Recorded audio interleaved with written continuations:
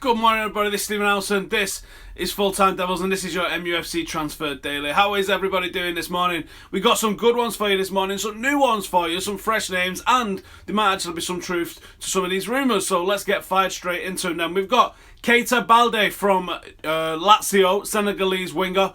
Quick attacking winger, young, and Lazio have brought in Jorge Mendes to find out if they can get the most money that they can for him. Now, that's what Jorge Mendes does, isn't it? Jorge Mendes is awesome at that kind of thing. So, is there any truth to this? Well, I would say there's probably something in there because Jorge Mendes, Jose Mourinho, and Ed Woodward's link at the moment, that's probably something that they might go for. So I think if you look at the past history of both Mendes and Mourinho and Woodward, depending on how much this guy actually ends up going for, that there might be something in this.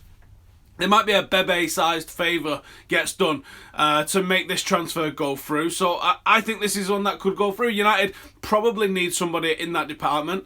I'd question the fact that he's a African Cup of Nations player. It's potential to leave us in the lurch a little bit like Bay has to go to the tournament. So there is always that when buying an African player, but apart from that, it looks like he's a good footballer.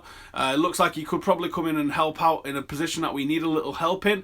And the link with Mendes, Mourinho and all the rest of it is a substantial one. So I think that's something that you've got to take into account. And I think that's something you've got to say is very likely that could happen. Everyone, can you share the video for us, please? We've got 344 in here at the moment. Let's see if we can get it to over 1,000. I'll shout out anyone who gives it a share as well. LVG advising Lyon on Januzaj and Memphis. Now, this one is also an interesting one again. We've got Januzaj being linked with Lyon, and I think that's the one that's got more legs in it. I think Memphis is pretty much sewn up to Everton. I don't think that they're looking for two players. I don't think they're going to bring two in. But getting Louis van Gaal to advise on Januzaj is a good thing for them. I think he'd probably suit Lyon, in all honesty. I think he would be a good signing for them. I'm not sure you're going to get him out in January. I'm sure that's going to be something at the end of the window. And I do actually see this transfer happening in the summer. I don't think that this is the sort of player that Lyon are going to be able to get out with what's going on at Sunderland. I think he's going to be staying in the Premier League with Everton. But there is a lot of links linking him all over the show. I just think Everton is the stronger one from what I've seen so far. We're up to 400. Thanks to everybody who's sharing so far. Give us drop it in there that you've shared it, and make sure you smash that like button and I'll give you a shout out. The next one that we've got, this is a ridiculous one. This is the Express. You've got to file the Express in the same sort of drawer as the Metro and the Star, and they're talking a swap deal for Rose and Shaw. Now, swap deals just don't happen, do they? In all the transfers that happen every single window, how many times is there a swap? There's never a swap, is there? It just doesn't go down like that. I think there's Zlatan and Etu was a swap, but it was a swap plus 30 odd million or something along those lines. A swap. We've had David Prescott says shared. Someone else that says subscription channel says shared. Thank you for sharing. So I think this is just absolute nonsense, and there's no way. Marcus says he's shared. Thank you. There's no way that a swap deal goes down like this at all. I just don't see it happening in the slightest. I think this is the sort of thing where it's just paper talk. It sounds sexy, doesn't it? Like, oh yeah, swap him for him. Well, why? Why would you do that? And Luke Shaw's not getting in the team for the same reasons that Mkhitaryan wasn't getting in the team, where everyone was going mental. WH11 Productions shared. Eric Timblop shared. Thank you. Nice one. Nudrim says shared as well. Awesome. Legends.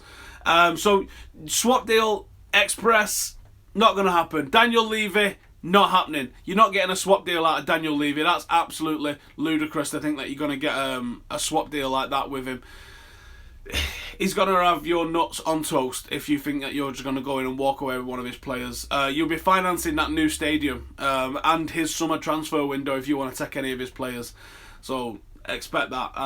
Express, they're having a laugh if they think that's going to happen. And finally, the last one, Morgan Schneiderlin, Everton. There was a couple of photos surfaced yesterday of him holding an Everton shirt. He's obviously been there for his medical, but it's not done yet. So that's why you're not seeing him up here as one of the confirmed deals, because he's not been confirmed yet. So I expect that will be confirmed today. It might be tomorrow, but and I think it's definitely going through. So I think that you're looking at Morgan Schneiderlin going to find his way over here as a confirmed out, but we've not put him just there yet because it's not happened yet. And that's about it. Right, what you guys saying in the comments? Let's see what you guys are saying. Jemba for Carrick, obviously, yeah. Did you watch Liverpool versus Sunderland? Januzaj held off Calvin and Lovren on multiple occasions. Can't wait to see what Zlatan can do if Januzaj can do that, says Kyle. Great shout. Who's a good replacement for Carrick? There's loads, and it's a massive list of very good players for very different reasons. Someone says, I like Memphis. What went wrong? Well, sorry, I didn't see your name. I just don't think he's been given the opportunities now. I don't know what's going on in training. Mourinho's coming out and saying Schneiderlin and Memphis are brilliant trainers and very professional and all the rest of it. Well, give the guy 10 minutes then. What's wrong with you? Someone else, again, the comments are going really fast. Someone's saying that Memphis should be loaned. I don't think he's going to get loaned, unfortunately. Deep Curious says, will Mata stay? I think Mata's definitely going to stay. Why would Mata be leaving at the moment? Mata's playing regularly, scoring goals, doing everything that he needs to do to stay. So I think he'd be absolutely fine, and I think it would be crazy to let the guy go. Memphis needs to go on loan, says Ben Judrich. Yeah, I don't think it's going to happen. Sky Sports linking us with Van Dijk, says Salim, I think it was. Van Dijk's not a bad one, but there's also the talk that there's not going to be any signings coming in this window, which I can live with, in all honesty. I don't think our issues rely in the transfer market. I think what we're looking at is probably clearing the decks a little bit, maybe moving some people on, and then we'll see what happens. I think you might see something like Fellaini getting a new contract. You might see a couple of players being moved on that are surplus to requirements. So I think we're just preparing for the summer's worth of transfers, and I'm happy with that, in all honesty. What about the Lindelof deal, says Raheel. Well, if you listen to what we said on Monday, it might have been Friday, I think it was Monday, Sports Witness did an excellent breakdown of what's going on with the Benfica deal and Lindelof, and it seems to have all just come from the Benfica side. They was hoping United would sign him, but they was pushing the deal. We wasn't pushing the deal. Benfica was packaging him up and pushing him towards us, and there was no interest from Manchester United, or little interest. United maybe was like, yeah, we'll have a look at him. But they've come to him and they're like, well, you got to pay that much for him. Take him now. Have you got the cash? So I don't think that there was ever really much in that. It seems to have just been all from the Portuguese side, and it doesn't really look like there was much in it from the United side.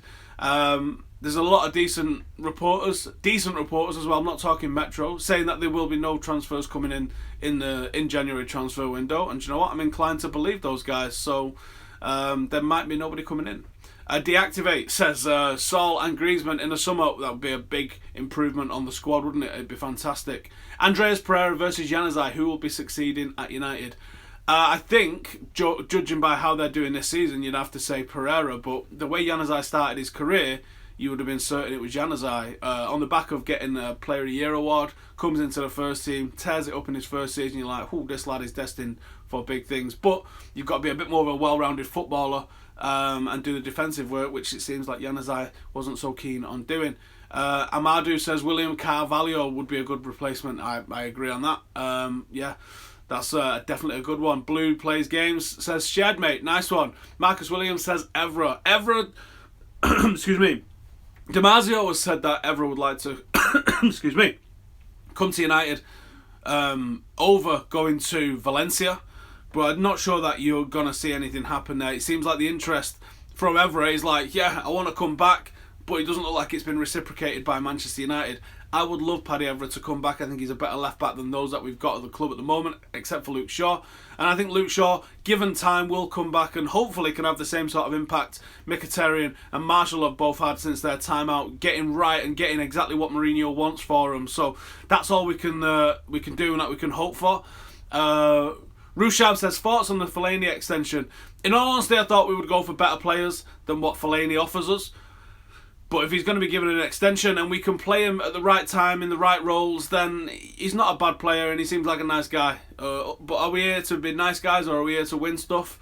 I would rather that we played better footballers, but he does have his job, I suppose. Casemiro would be a good replacement for Carrick, says whoever that was then. Will Rooney leave, says somebody. It's going a bit fast, sorry I can't read names out.